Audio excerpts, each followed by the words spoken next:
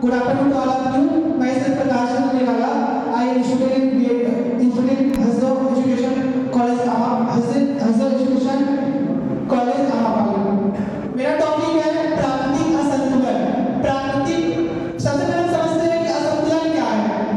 असंतुलन से तात्पर्य है कि किसी भी चीज का बैलेंस होना, अप डाउन होना। प्राकृतिक असंतुलन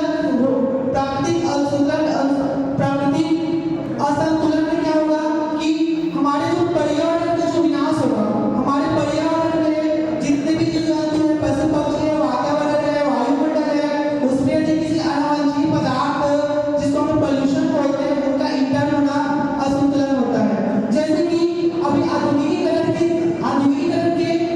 दिनों में जितना क्या मोबाइलेशन हो रहा है,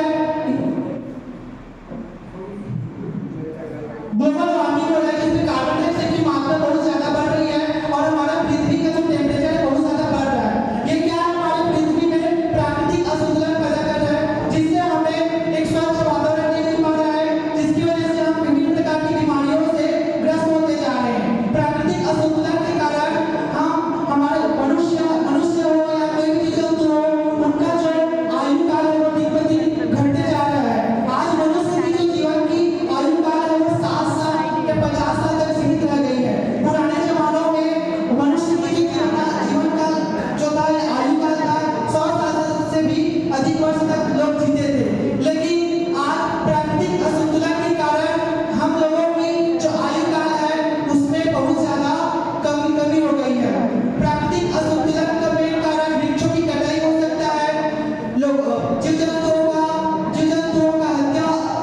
हत्या और इसके अतिरिक्त जो बड़े-बड़े फैक्ट्रियां हैं, वाहनों से निकले हुए जो कार्बन है, जो धुएं हैं, ये हमारे प्रकृति में असंतुलन पैदा करती है। असंतुलन के कारण की वजह से हम 2019 में कोविड-19 से भी गुजरे हैं, जिसमें हमारे देश को बहुत ज्यादा धन मन की हानि हुई है, जिसमें हमने अपने बहुत सारे सगे संबंधियों को, अपने भाई बहनों को भी खोया है। जो कोरोना वायरस आया था, ये प्राकृतिक असंतुलन का ही देन है। लोग हमारे वायुमंडल निरंतर क्या हो रही है, प्रदूषित होते जा रही है, जिसकी वजह से बहुत सारे सूक्ष्म जीव कंटिन्यू बढ़ते जा रहे हैं। अभी कोरोना वायरस फिर से हमारे देश में बढ़ते जा रहा है, इसका भी कारण प्राकृतिक असंतुलन ही है। प्राकृतिक असंतुलन से बचने के लिए हमको चाहिए कि हम स्वच्छता को अपनाएं, स्वच्छता से रहें और हमें जीवों से प्रेम करना चाहिए और हमें शाकाहारी होना चाहिए।